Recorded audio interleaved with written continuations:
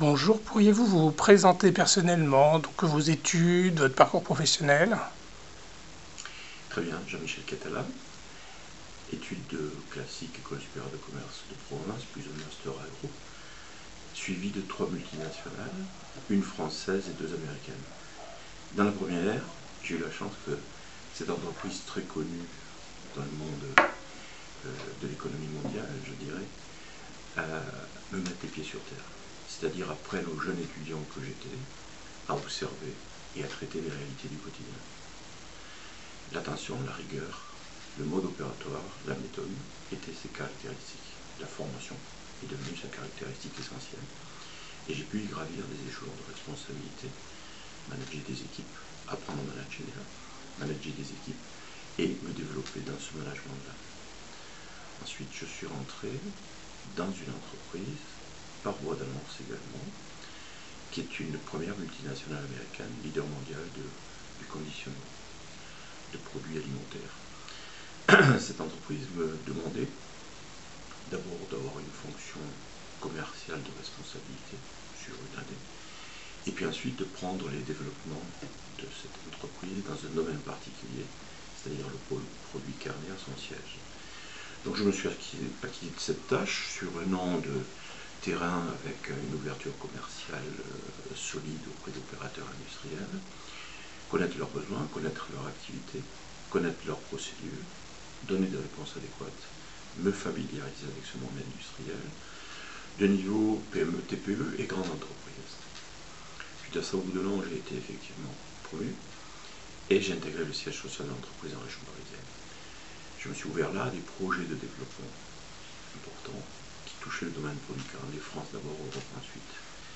J'ai travaillé en relation ouverte avec les instituts INRA, ISHA, Institut national de recherche agronomique, dont INRA de T à côté de Clermont-Ferrand, INRA de Louvain-Josas, avec Madame Fourneau qui était un grand pont dans la matière à ce moment-là, INRA de Rennes. Donc j'associe des études techniques et des ouvertures terrain de mise en place de l'ensemble des procédés. Donc cette adéquation produit-process a été un des objets majeurs de ma fonction de développement sur 2 ans, 2 ans et demi. Nous avons développé des procédés France et internationaux en Irlande, au Danemark, en Allemagne, en Belgique, Hollande, en Suisse, en fonction de l'état d'avancement des travaux dans les pays concernés et en relation avec les équipes en place. Donc, je travaillais en fonctionnel avec les équipes en place qui étaient des gens de développement et de commerciaux qui, eux, avaient une clientèle industrielle à développer. Ensuite, un cabinet de recrutement est venu me proposer de prendre la direction des ventes de la concurrence.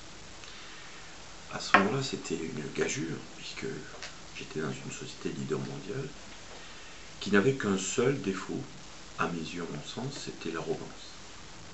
Alors allez-vous me dire, l'arrogance, quel défaut?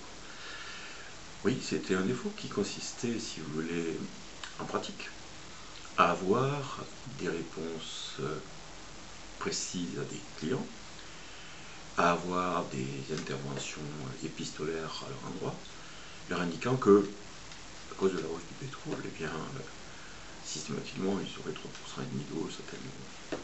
Et ceci pouvait être reproduit dans l'année classiquement.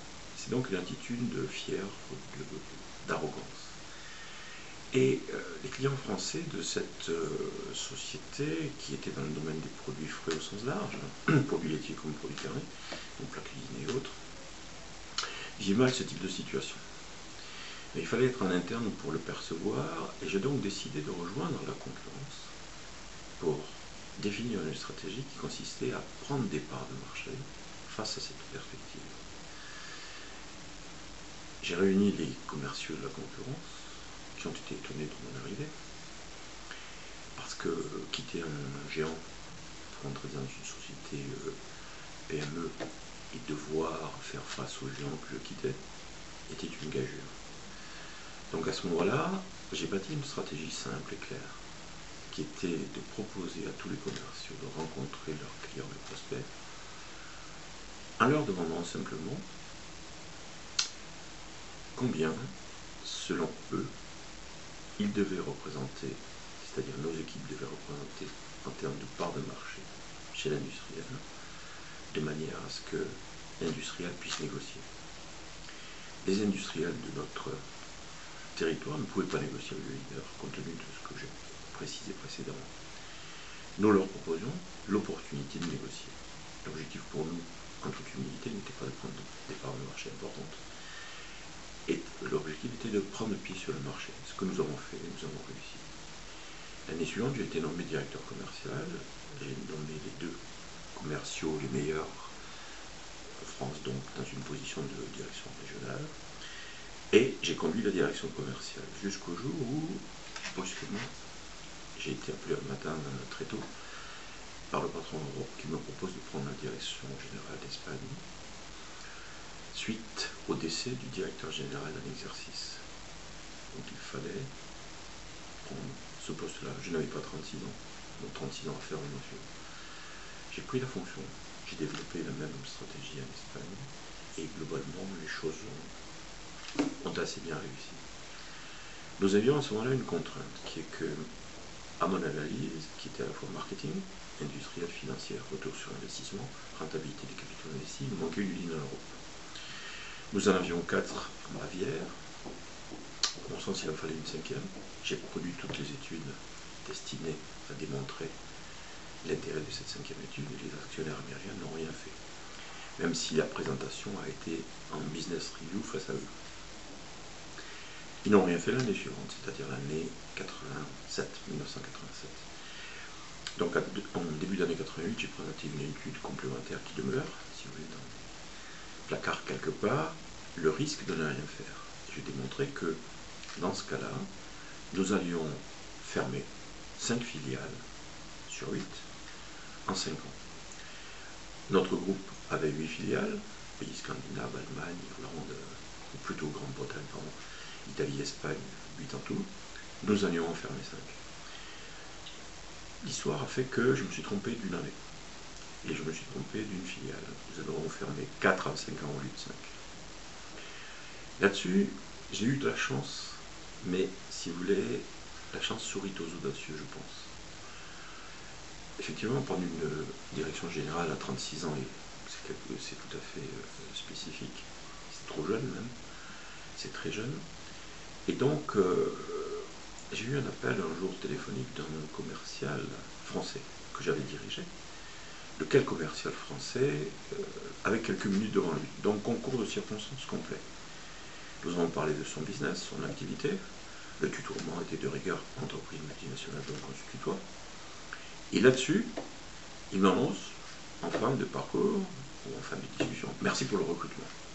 Je l'avais recruté, effectivement. Et j'avais recruté un tel, et tel autre, et tel autre. Je me suis rendu compte que j'avais recruté 18 personnes, 18 cadres en entreprise, entre les fonctions françaises et les fonctions espagnoles. Surtout, je me suis rendu compte que les 18 cadres réussissaient. Donc la question de fond, c'est de savoir pourquoi ils réussissent. Le recrutement m'avait tenté parce que j'étais décisionnaire majeur en France et décisionnaire majeur évidemment en Espagne, puisque j'étais dirigeant. Dans le recrutement me tentait, le processus m'avait convenu totalement. Et donc, j'en étais à réfléchir sur les opportunités d'avenir, et j'avais écrit sur un cahier, qu'est-ce que tu es, qu'est-ce que tu veux être, qu'est-ce que tu veux faire. Et lorsque j'ai écrit recrutement, tout s'est brusquement éclairé. Là-dessus, j'ai mené une étude concrète de marché en France. En France, quelle société de recrutement, comment opère-t-elle, est-ce qu'elle passe par annonce, est-ce qu'elle passe par d'autres biais, étude complète de marché. Je positionne la concurrence, je positionne son savoir-faire, je positionne les honoraires, je positionne la pratique de marché, je positionne les compétences des gens, et je positionne derrière la possibilité d'intégrer le marché français avec succès. Donc là-dessus, mon étude est claire, je peux faire ma place à une condition, je peux développer ma position à une condition, d'être excellent. Et j'ai décrit ce phénomène-là personnellement, ça m'a été confirmé par la suite. Donc j'ai décrit ce phénomène-là personnellement. Mais j'étais devant une interrogation, celle de ne pas savoir pourquoi j'avais réussi mes recrutements en exercice, en entreprise. Et donc là, j'ai été j'étais devant, si vous voulez, une sorte d'impasse. C'est-à-dire que je n'avais pas les bonnes réponses. Je me disais, mais c'était facile, tu connais le marché, tu connais la fonction. Ce sont des réponses qui ne tiennent pas à l'analyse. Donc j'étais tout à fait interdit devant la problématique. Et devant cette problématique-là, la question de fond qui se pose, c'est à ce moment qui peut t'aider. Je suis arrivé à me raisonner à un raisonnement bien spécifique. Seuls les gens qui peuvent savoir comment tu fonctionnes, quel est ton fonctionnement intellectuel, psychologique, ainsi de suite, peuvent t'aider. Donc, tu devrais en parler, je devrais en parler à un psychologue. J'approchais 3 psychologues, 3 villes différentes, 2 messieurs, une dame. L'un des messieurs se désiste. Il me dit non, je ne marche pas dans cette démarche-là. Quelle était la démarche? Je leur proposais de bâtir n'importe quelle étude psychologique, des tests, études orales, discussions, toute la batterie qu'ils souhaitaient. Voilà ma proposition. Et je leur disais, je souhaite que vous me disiez si je vais être nul, mauvais, faible, quelconque ou flou dans l'appréhension des personnalités qui nous font face. Le désistement de l'un qui n'a pas souhaité rentrer dans ce jeu-là, j'en ai trouvé un autre. Dans 3 villes différentes, les gens ne savaient pas que je procédais 3 fois à cette démarche. À l'issue de ce processus qui date d'avril 88, début avril 88, eh bien magnifique, j'ai eu la même réponse chez les 3, c'est-à-dire une forme de consensus. Quel était le consensus, monsieur? Vous avez une empathie telle que vous percevez totalement les gens qui vous font face. Point numéro 1. Point numéro 2. Votre problème viendrait de ne pas dialoguer assez avec eux, avec les gens. Vous-t-il dit en avril 88. Point numéro 3. Mais comme vous avez et vous aurez envie de réussir, vous dialoguerez. Donc 2 des 3 m'ont dit, mais recrutement, allez-y. Alors quand on vous dit allez-y, il n'y a pas une réponse, il y en a 2, si vous êtes exhaustif.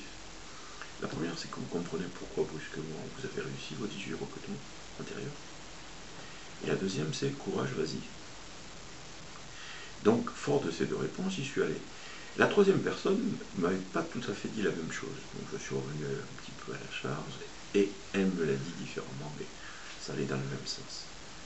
Et j'y suis allé fort de ces éléments-là. Mon étude de marché est un mot-clé. Mon étude, je dirais, des personnalités à toucher est un mot-clé. J'y suis allé.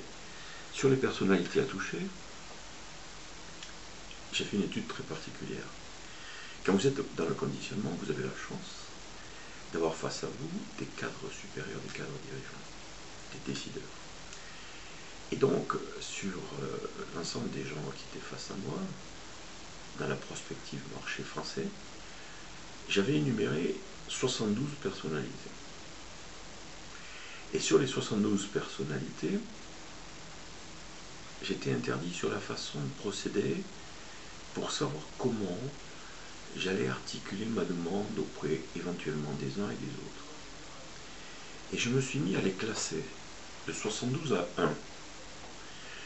72, c'est la personnalité que je connaissais qui ne me donnerait aucune chance dans le recrutement. Aucune.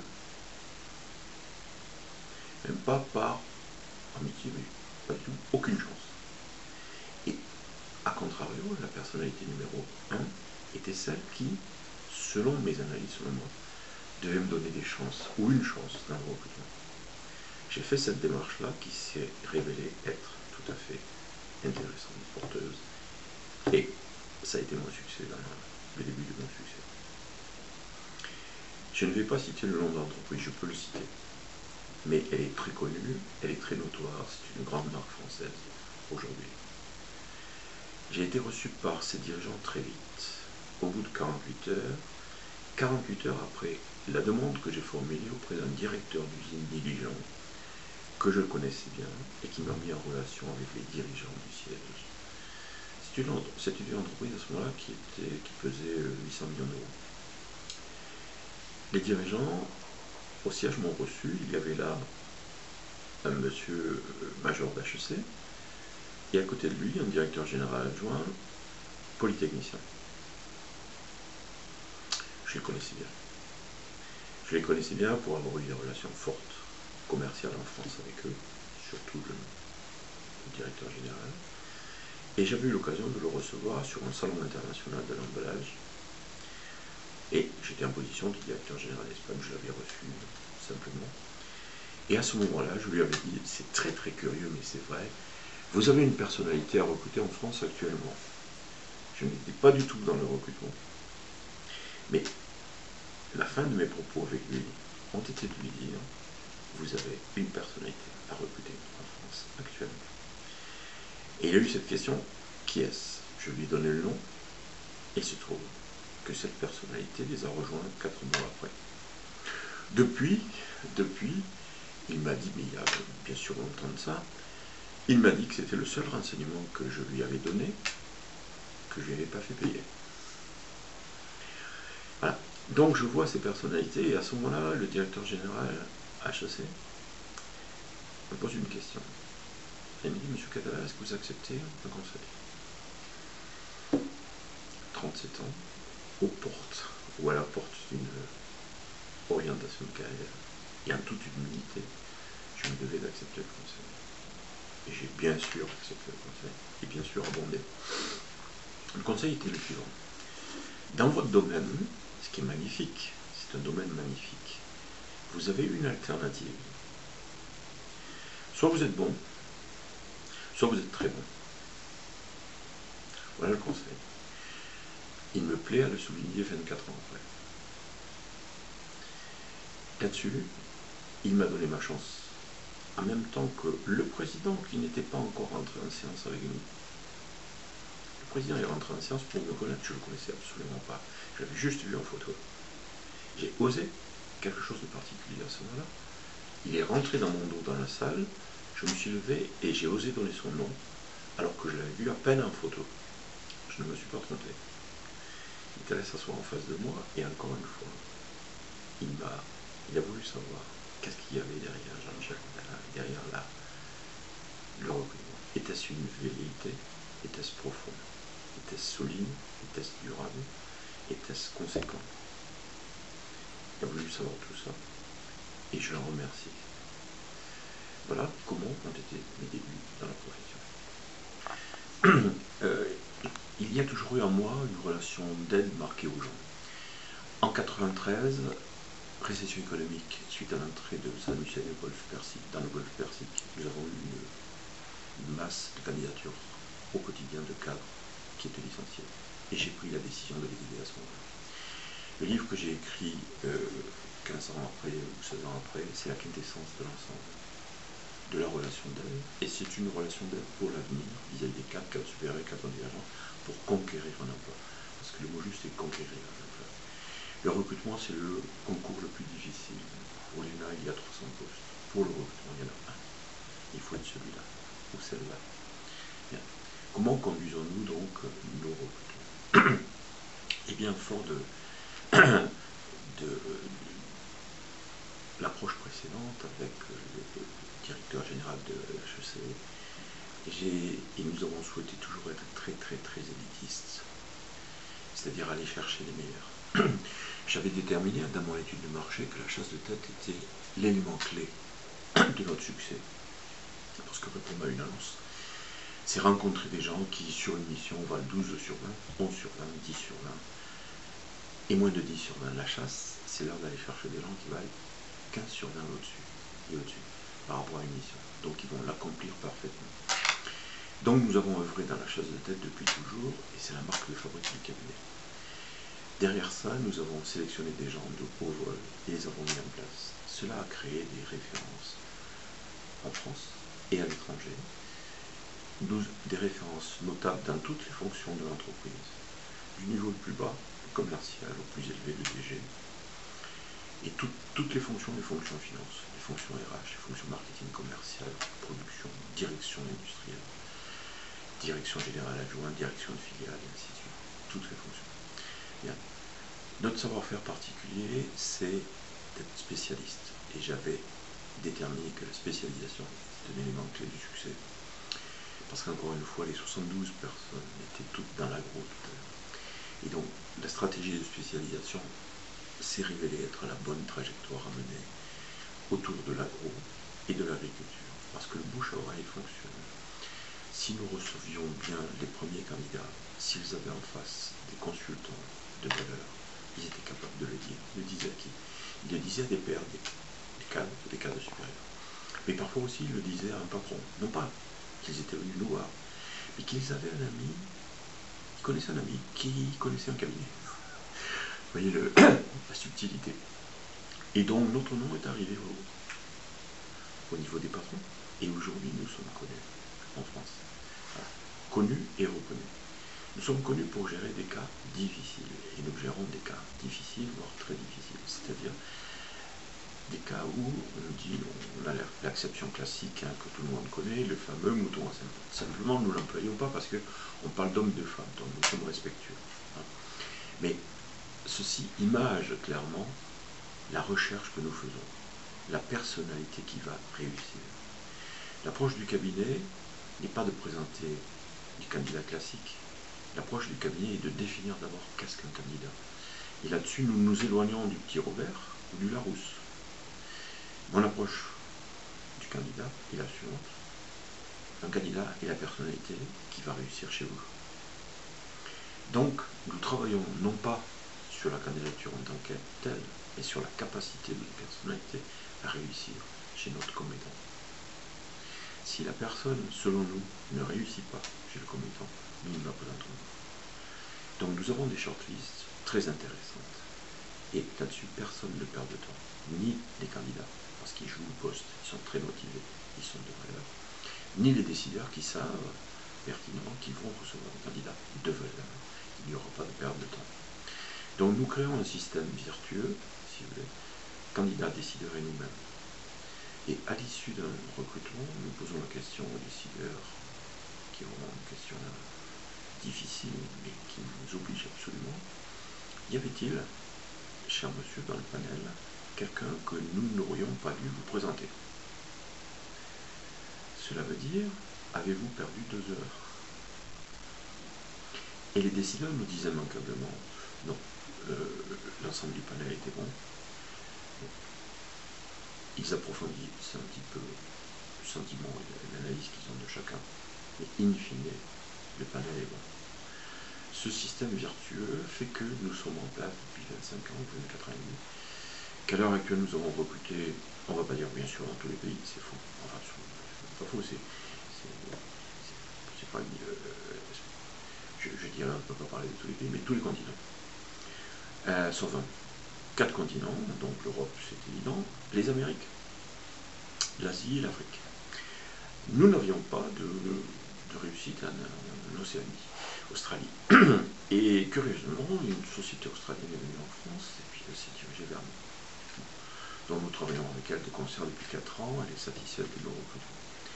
Et recruter en Chine n'est pas facile, surtout quand on vous dit recruter, est-ce que vous pouvez nous recruter un directeur financier dans le Shandong? Le Shandong, c'est à 3000 km de Pékin, et on vous dit, à ce moment-là, puisqu'on ne parle pas de 2013, on parle de 98, le Shandong, c'est carrossable. Donc, on peut vivre dans le Shandong. Voilà. Trouvez-nous un directeur financier pour le Shandong. Ce sont des gageures, ce sont des cas très, très difficiles. Nous avons recruté en Chine, dans d'autres pays d'Asie. Nous avons recruté en Amérique du Sud, pour un très grand groupe français multinational aussi, suivant la gageure suivante, si vous voulez. Nous bâtissons des hypermarchés remarquables en Brésil et en Argentine. Les Argentins, les Brésiliens sont très fidèles au commerce de proximité, donc ils sont très curieux. Ils rentrent dans nos magasins, ils voient nos produits, mais ils ressortent sans rien acheter. Trouvez-nous les directeurs d'hyper qui vont avec cette gageure-là. Voilà. Donc nous avons eu des gageures un peu partout, et c'est très exaltant d'avoir ce genre de choses, d'avoir ce genre d'approche. Voilà. Donc, le cabinet est bon, connu et reconnu, a fait son œuvre, je dirais. Aujourd'hui, nous sommes développés, mais nous sommes restés à taille humaine, parce que l'important, c'est le succès des gens que nous mettons en place, c'est la satisfaction de nos clients. Donc on ne va pas faire plus de recrutement que ce qu'il faut, et notre recherche plus une recherche de plaisir à rencontrer des gens, à les mettre en place, mais aussi plaisir à dire à une personne, voilà ce qui manque, monsieur, essayez de voir ce problème-là, et vous allez vous développer. C'est un plaisir que de donner un avis à quelqu'un qui derrière ça va gommer un problème. C'est un plaisir particulier. Donc nous sommes dans une fonction hyper vertueuse surtout, qui n'a pas de défaut. Donc vous m'avez parlé du fait que vous travaillez pour ou avec des cas difficiles. Et je souhaiterais savoir ce que vous pensez des cas des docteurs, des personnes qui ont fait des thèses. Est-ce que vous avez déjà recruté ce type de personnes qui sont forcément à haut niveau, mais qui sont parfois considérées comme des cas difficiles? Très bien. Nous en avons recruté quelques-uns. À mon sens, pas assez. La problématique des gens qui ont fait des thèses, si vous voulez, c'est la problématique du domaine académique. Et derrière, ce domaine est confronté au domaine économique. Il peut y avoir une césure entre les deux et une incompréhension mutuelle du fait d'une communication non adaptée de l'un à l'autre. Les uns ont leur item, leur terme, et les autres ont leur terme aussi. Au plan économique, c'est assez souvent des anglicismes, bottom line, deadline, ainsi de suite. Au plan scientifique aussi, il y a leur terme. Il y a donc dans l'industrie une espèce de doute lié à la non-connaissance, on va dire, du docteur, de ses études, de tout ce qu'il peut apporter. Et cette espèce de doute, si vous voulez, est disqualifiant en termes de décision de recrutement pour une raison simple. C'est que le processus de recrutement de plus en plus, et depuis longtemps, est un processus au cours duquel des décideurs assis autour d'une table rencontrent une personnalité pour la première fois et se donnent la mission de savoir si la personne va réussir. Donc on lui pose la question, monsieur ou madame, déclinez votre carrière, parlez-nous de vos stages, parlez-nous de votre savoir-faire. Et donc le doctorant peut parler de choses qu'il a vécues. Toute la transposition doit se faire à ce stade-là pour les décideurs. Est-ce que ce qu'il a vécu est compatible avec notre besoin? Comment les passerelles vont être faites entre son vécu, son appris et notre besoin? Va-t-il s'adapter à notre culture? Et donc, beaucoup de questions se posent et les gens vont lui poser des questions d'ordre différent, d'ordre comportemental, psychologique, ses valeurs, ses forces, sa personnalité, et d'ordre compétence. Je pense que les docteurs sont nettement adaptés aux sociétés très importantes, parce qu'on a besoin de scientifiques de haut niveau, en qualité, en R&D, en supervision de la R&D, pour les fonctions de développement au sens large, pour une garantie totale et pour finalement faire en sorte que la recherche scientifique en interne de l'entreprise soit up-to-date, c'est-à-dire débouche sur des savoirs, des attitudes, des développements.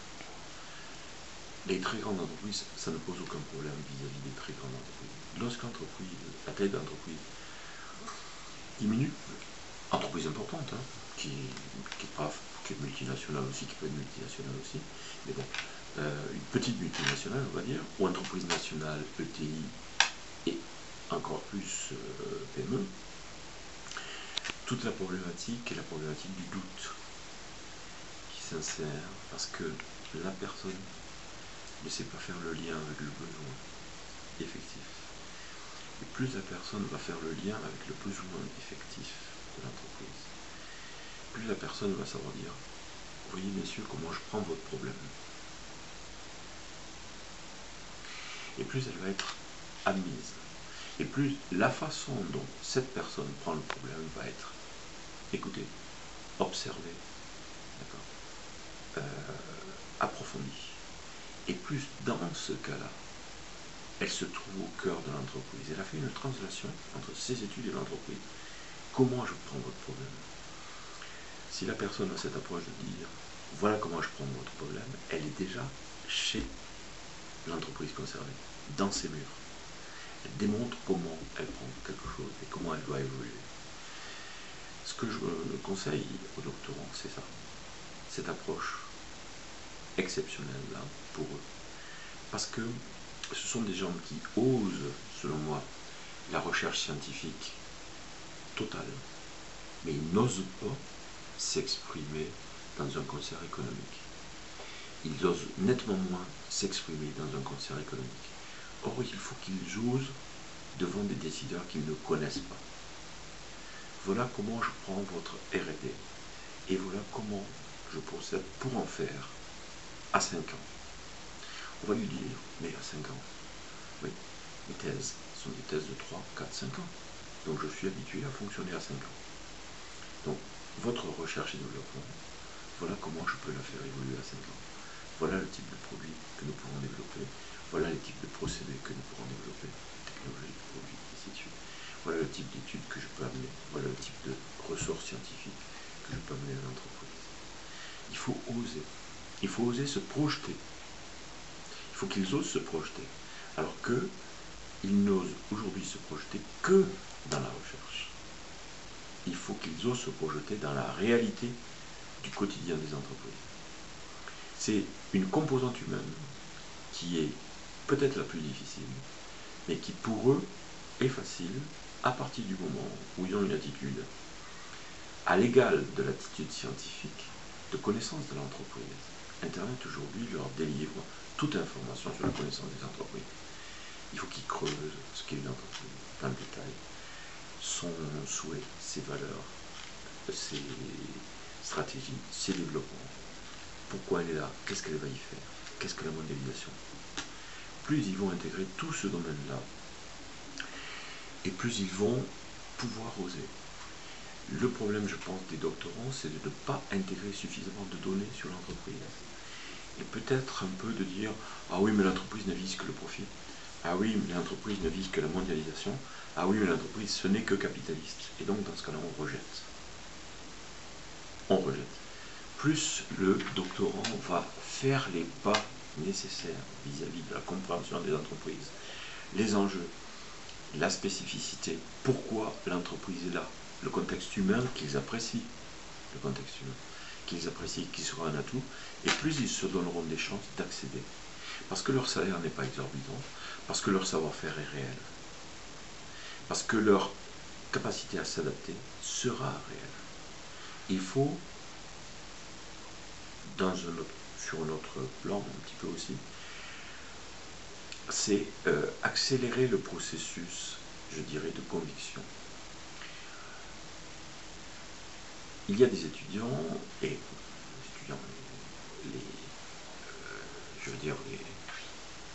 le commun des mortels, pour lequel le processus intellectuel est variable de l'un à l'autre. Je parle de processus, je ne parle pas d'intelligence.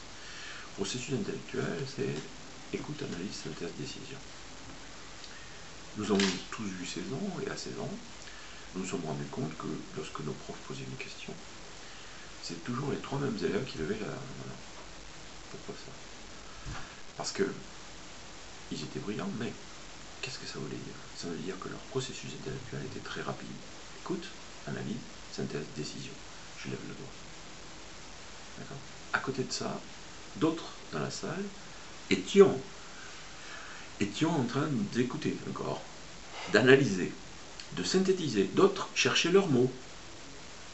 Et les 3 premiers avaient le doigt en l'air. La fulgurance, c'est ça.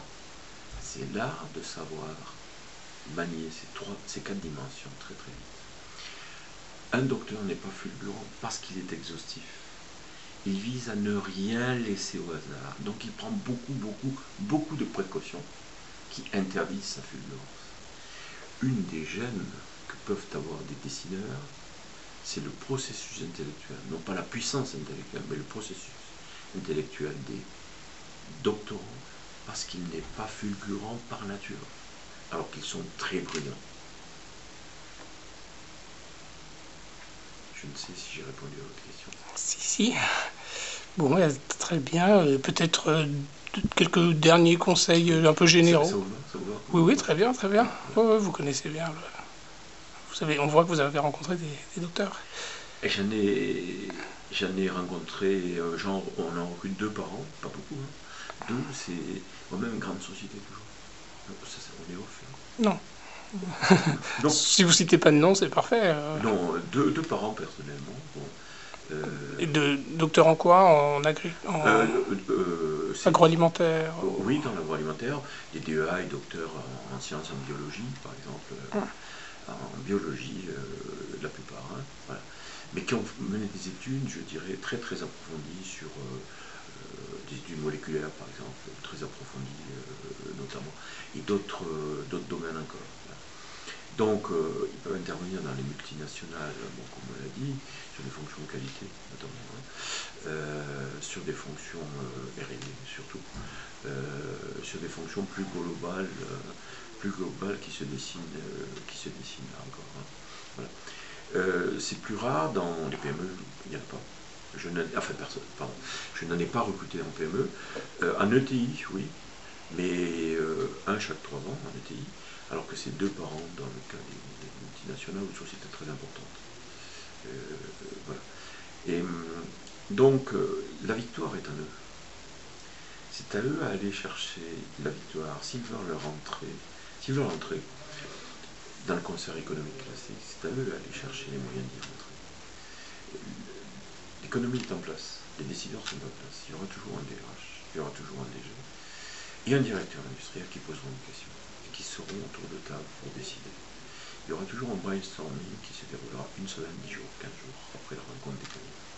Il y aura toujours des questions qui se poseront à ce moment-là, et des questions qui seront posées à l'entretien.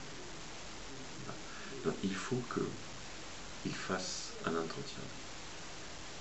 Il faut qu'il se mue en personnalité capable de convaincre. L'art de convaincre sera l'art fondamental. Art de convaincre de leur réussite dans l'entreprise donnée à laquelle ils postulent. Et derrière ça, ils doivent aller chercher plus encore l'intime conviction des gens qui leur font face. S'ils ne vont pas chercher l'intime conviction des gens qui leur font face, quelqu'un d'autre ira à leur place dans le processus de recrutement. Et s'ils vont chercher l'intime conviction de 2 personnes sur 3, la troisième posera des problèmes. Parce qu'elle mettra en avant des questionnements qu'elle a à l'endroit de la personnalité doctorante. Donc convaincre tout le monde, c'est l'art de s'exprimer sur tous les éléments d'un parcours, sur les passerelles entre le parcours et la problématique posée. Et c'est l'art de prendre le recrutement à bras le corps, en s'ouvrant aux autres, en étant chez eux, en n'attendant pas les questions. J'ai envie de dire, pour gagner dans un recrutement, il faut prendre la parole. J'ai eu dit à des personnalités âgées, je suis âgé, voyez-vous, la soixantaine, personnalités 57 ans, qui ont gagné des recrutements. J'ai eu dit à des gens, j'ai cette situation-là en tête, écoutez, sur le panel, vous êtes 3, et on m'a déjà posé des questions à l'endroit de votre âge. Donc, eu les bonnes réponses, mais est-ce que je peux vous donner un conseil? Et chaque fois, les gens me disent, les candidats, les postulants me disent, oui, il n'y a pas de souci, je prends. Bon, écoutez, parfait. Le conseil est simple. Vous arrivez, vous prenez la parole et vous la gardez.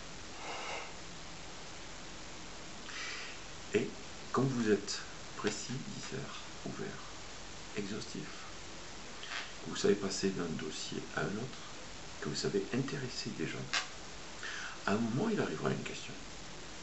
Parfois embarrassé, c'est-à-dire précédé d'un tout sautement. Parfois moins embarrassé, vous répondez aux questions et vous reprenez votre fil et vous poursuivez. L'art de gagner, c'est l'art de se mettre en scène pour développer un savoir-faire juste, dans la justesse et la précision sémantique. L'art de convaincre que si nous entrons, si vous rentrez dans telle entreprise, vous allez y réussir. Et pourquoi vous allez le faire. On ne laisse rien au hasard. On n'aime pas la culture d'entreprise, on n'aime pas la culture du savoir, on n'aime pas la culture de dirigeants et autres. On ne laisse rien au hasard. On va rentrer chez vous pour réussir. Je vais rentrer chez vous pour réussir. Je m'honore personnellement dans ma carrière d'avoir postulé à 3 entreprises et chaque fois d'avoir eu le poste. C'est moi-même qui ai eu le poste, chaque fois. C'était 3 multinationales. Donc je ne connais pas le phrasé qui consiste à me dire, monsieur, malgré l'intérêt de votre expérience, nous ne vous retenons pas. 2 fois par annonce, une fois chose, c'est moi qui ai eu le poste. C'est pour donc que j'étais convaincant et impliqué. La première fois, à 23 ans et 1 mois, j'étais muni de stage, c'est d'ailleurs pas grand-chose, et j'ai gagné. Donc, j'avais de l'énergie. J'ai communiqué mon énergie de rentrer dans la fonction. J'ai communiqué mon énergie de m'impliquer totalement, de ne rien laisser au hasard, d'avancer, de faire mienne la culture d'entreprise, de faire mien la formation qu'on me prodiguerait, d'être à l'écoute, d'être respectueux et de donner ma chance à ce qu'un jour je managerai en les formant et en développant leur savoir-faire. J'ai, je pense, été suffisamment convaincant. Donc, pour moi, la problématique du recrutement derrière tout cela, acquise après 15 années d'expérience industrielle, eh bien, ce n'était qu'un suivi logique. Je sais comment on gagne un recrutement parce que je l'ai fait. Et parce que je le fais par personne interposée aujourd'hui, des cadres supérieurs, cadres dirigeants de valeur, ou de grande valeur. Eh bien, merci beaucoup. Ça vous va? Oui.